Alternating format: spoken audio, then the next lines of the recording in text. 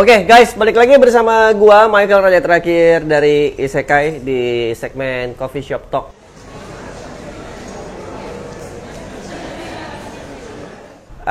Ini di episode kali ini gue pengen ngobrol aja sih, ngobrol sama membagikan keluh kesah dan pengalaman gue waktu gue masih punya toko dan saat bersamaan menjadi seorang kolektor. Kalau sekarang kan enggak guys, sekarang kan cuma jadi kolektor doang. Jadi wibu sekarang ya? Enggak, jadi otaku kalau sekarang, bukan wibu, beda. Anjing lu mat. Bangke lu. Gini guys, jadi waktu gue memiliki toko dan menjadi seorang kolektor, banyak banget orang-orang yang datang ke toko atau nanya ke gue sebagai kolektor, tapi sebenarnya mereka bukan kolektor. Jadi maksudnya apa sih? Pasti pada bingung kan? Jadi di Coffee Shop Talk kali ini gue tuh pengen ngasih tahu ke kalian tipe-tipe kolektor yang ada di Indonesia. Ya, gue bilang ada di Indonesia. Gue nggak tahu apakah ini juga terjadi di luar negeri, apakah ini juga terjadi di Jepang, apakah ini juga terjadi di Amerika atau di belahan dunia mana. Gue nggak tahu. Tapi gue bicara berdasarkan pengalaman gue dan kisah nyata gue sebagai seorang Michael Chu Raja Terakhir. Tipe kolektor pertama nih guys, yaitu kolektor karbitan. Apa sih kolektor karbitan? Kolektor karbitan tuh adalah gini guys. Mereka seorang kolektor yang belum menemukan jati dirinya mau koleksi apa. Jadi awalnya mereka tuh koleksi misalkan sneakers. Terus mereka nggak menemukan asiknya, mereka pindah ke koleksi misalkan topi. Terus mereka main di topi selama setahun, nggak menemukan asiknya atau nggak menemukan lingkungan yang fun atau nggak menemukan teman-teman sekolektor yang asik gitu, mereka pindah lagi. Sekarang mereka main misalkan motor gitu misalkan. Habis itu mereka main motor nih, udah jalan setahun, udah ikutan touring, terus mereka nggak suka, mereka nggak fun, atau ada masukan dari istri atau dari keluarga, misalkan, oh ini bahaya main motor, nanti kecelakaan, nanti apa. Mereka pindah lagi guys, sampai ujung-ujungnya mereka masuk ke kolektor toys. Nah, pada saat mereka masuk kolektor toys, mereka juga nggak lama di toys guys. Biasanya give it take paling mentok 2-3 tahun, habis itu mereka pindah lagi guys. Jadi hal seperti ini banyak banget kejadian di gua. Salah satu contohnya nih ya, gua nggak mau sebut nama nih. Ada seorang kolektor yang entah dari mana tiba-tiba langsung pas masuk ke dunia toys nih ya. Sebelum dunia toys dia mainnya mobil. Terus di dunia otomotif itu mungkin dia nggak menemukan asiknya, dia masuk ke dunia toys. Waktu dia masuk ke dunia toys, dia itu masuk dengan cara yang sangat bombastis ibaratnya gitu. Jadi dia nggak ngebeli mainan-mainan SHF atau Figma atau Lego atau mainan-mainan Sodo, enggak, langsung belinya patung statue yang paling mahal gitu kan, biar namanya cepet diakuin dong. Terus tahun 2 tahun, nggak sampai 2 tahun sih, tiba-tiba barangnya dijualin semua guys, patung-patungannya guys. Tapi karena dia malu, karena dia orang berduit dan dia malu takut ketahuan, masa orang kaya jualin barang gitu kan. Jadi barangnya dilelang melalui teman-teman kita yang biasa ngelelang statue-statuean guys. Dan lelangnya itu harganya dengan harga yang asal-asalan, yang penting laku guys. Jadi gini ibaratnya, dia beli patung ini misalkan 10 juta hanya untuk sekedar ikutan di komunitas mainan, hanya untuk sekedar gue nih orang kaya yang bingung duit gue mau diapain, sepatu gue udah coba, otomotif gue udah coba, segala macam gue udah coba. Udah deh, ini ada lagi nih orang-orang kaya mainnya patung nih, gue ikutan biar gue dapat eksistensi gitu kan. Ternyata setahun 2 tahun juga dia sebenarnya nggak ngerti-ngerti amat, nonton juga nggak nonton-nonton amat, Iron Man juga nggak tahu-tahu amat gitu, Avenger juga nggak tahu-tahu amat, sekedar beli karena keren dan karena pengen ikutan status sosial aja. Nah, pada saat dijual, dia jual melalui teman-teman yang biasa buka lelang dengan harga yang sangat di bawah pasaran. Nah, sebenarnya hal-hal kayak gini tuh kan ngerusak harga pasar ya guys. Tapi kita nggak ngerusak, tapi kita nggak ngebahas ke situnya guys. Nah, tipikal kolektor kedua guys. Tipikal kolektor kedua adalah tipikal kolektor kedua guys. Kolektor kedua atau tipikal kolektor kedua yang paling sering gua jumpai adalah sebenarnya mereka yang bukan mental kolektor. Kenapa gue bilang mereka bukan mental kolektor? Masa mau beli barang selalu nanya gini, Mike ini kalau gue beli ntar sebulan lagi naik gak ya? Mike ini kalau gue beli ntar tahun lagi naik gak ya? Atau Mike ini kalau gue beli bisa dijadikan investasi gak ya? Mike ini kalau gue beli naiknya kira-kira berapa lama? Atau ada juga yang lebih straight to the point guys. Mereka datang ngobrol terus nanyanya gini, mainan mana yang kalau gue beli yang harganya bakalan naik? Ya sorry to say guys, kalau lu mau harga naik, lu jangan beli mainan lah, lu beli emas lah, atau lu beli tanah lah, atau lu beli properti lah sekalian lah. Jangan lalu investasi duit lu berupa mainan. Terus tanyaannya, jadi kalau kita beli mainan harganya nggak naik? Nggak juga guys, lu beli mainan harganya bisa naik. Banyak yang naik, banyak yang jeblok, banyak juga yang stagnan aja.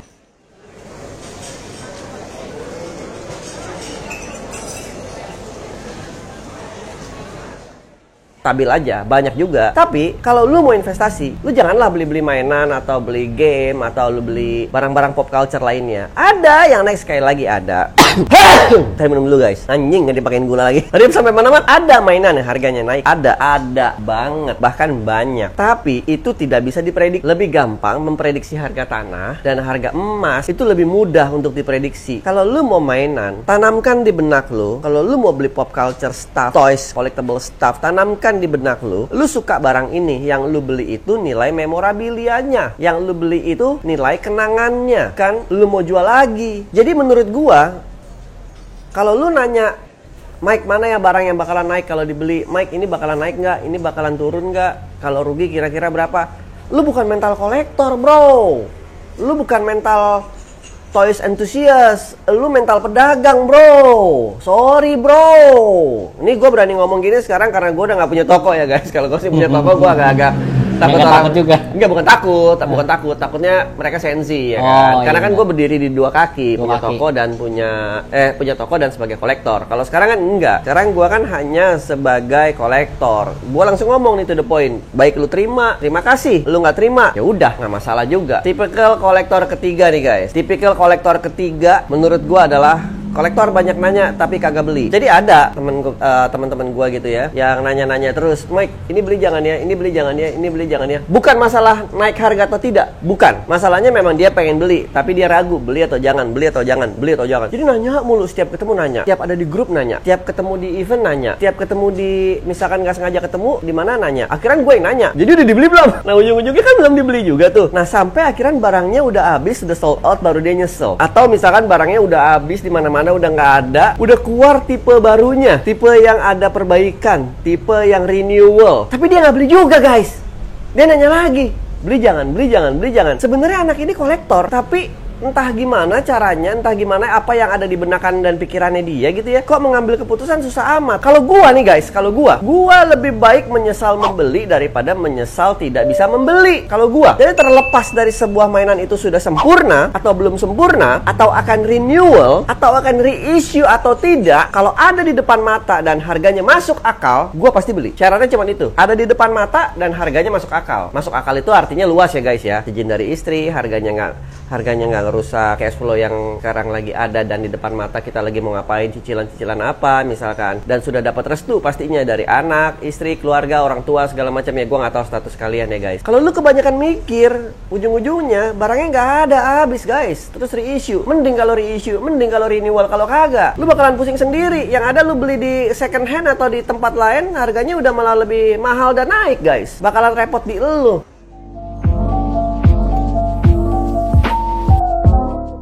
Sekarang yang tipikal kolektor keempat, yaitu pedagang sok koleksi. Kalau mau dagang mah dagang aja, nggak usah sok-sok jadi kolektor. Jadi ada temen gua nggak ngerasa temen, mungkin dia ngerasa ke gua temen, tapi gua ngerasanya ke dia sebagai customer sih, bukan temen. Dia tuh suka banget nanya ke gua atau bilang ke gua zaman dulu, lu kasih gua harga spesial dong, gua buat koleksi. Lu kasih gua harga ini yang bagus dong, gua buat koleksi. Lu kasih gua harga yang diskon yang tambahan dong, gua beli 2, gua buat koleksi. Ujung-ujungnya guys, kasih waktu maksimal 2 minggu, semua barang yang dibeli itu dijual guys. Nah itu nyebelin banget buat gua guys, asli guys. Why gua bilang nyebelin ya? Nih, kalau lu pengen dagang, lu bilang aja, lu kasih gua harga spesial dong, gua pengen dagang, gua pengen jual. Gua pasti kasih lu cuan sebagai pedagang ya. Sekarang gua udah bukan sebagai pedagang nih, sekarang gua sebagai kolektor. Jadi ini cerita zaman dulu. Lu nangkap maksud gua kan, Mat? Kalau memang lu mau dagang, lu bilang aja, gua memang mau dagang nih Pak, lu tolong dong supply biji kopi ke gua mau dagang. Jangan lu bilang ke gua, Mike, gua nih suka biji kopi lu nih, lu kasih gue diskon dong, gue pengen beli 15 kilo misalkan gitu. Terus ujung-ujungnya 2 minggu lu kecerin sekilo. Itu nggak fair menurut gue. Why nggak fair? Kasian di lu nya sebenarnya. Kalau lu jujur ke gue, itu gue buat dagang, gue kasih lu margin lebih gede, gue kasih lu cuan lebih banyak. Kenapa sih lu malu banget mau jadi pedagang? Nggak harus malu. Lu nggak harus pura-pura jadi seorang kolektor. Terus abis itu tiba-tiba masuk ke dalam lingkungannya baru lu dagang. Nggak usah. Ada kok temen gue yang jadi kolektor juga, jadi pedagang juga. Fine aja. Dia bisa membedakan saat kapan dia berdagang, saat dia kapan menjadi seorang kolektor. Suka kesini juga anaknya. Gue juga suka belanja juga sama dia. Santai-santai aja, nggak ada masalah kayak begitu. Jadi kira-kira itu adalah 4 tipikal kolektor yang ada di benak gua. Kalau mereka tuh sebenarnya bukan kolektor-kolektor amat guys. Ya mungkin sebenarnya ada yang kolektor, tapi memang jiwanya kurang kolektor aja gitu ya. Tapi menurut gua ini adalah klasifikasi gua membedakan antara kolektor atau bukan. Dan itu adalah 4 tipikal orang atau 4 tipikal manusia atau 4 tipikal perilaku yang menurut gua kurang apa ya? Kurang tepat untuk memberikan title kalau lu adalah seorang kolektor. Kalau lu kolektor ya udah simple aja, suka beli, nggak suka ya jual. Suka beli atau menyesal membeli ya tinggal dijual gitu. Bukan yang seperti tadi gue sebutin di atas. Semoga penjabaran gue tadi itu tidak menyinggung teman-teman sekalian ya. Kalau ada yang tersinggung pun ya gue sih sekarang sih tipikalnya lebih ke bodoh amat. Jadi sekali lagi gue Michael Raja Terakhir dari Isekai mau ngucapin thank you. Jangan lupa like, comment, share, subscribe, nyalain loncengnya. Dan satu lagi, sekarang kita udah punya TikTok. Dan TikTok kita lagi growing. Jadi buat teman-teman yang suka main TikTok atau suka buang-buang waktu di TikTok, silakan langsung follow Isekai Coffee di TikTok. Terus udah sih, gitu aja sih. Jadi kalau mau jadi kolektor, jadilah kolektor yang baik dan benar ya guys ya. Peace out. Peace out guys. Thank you.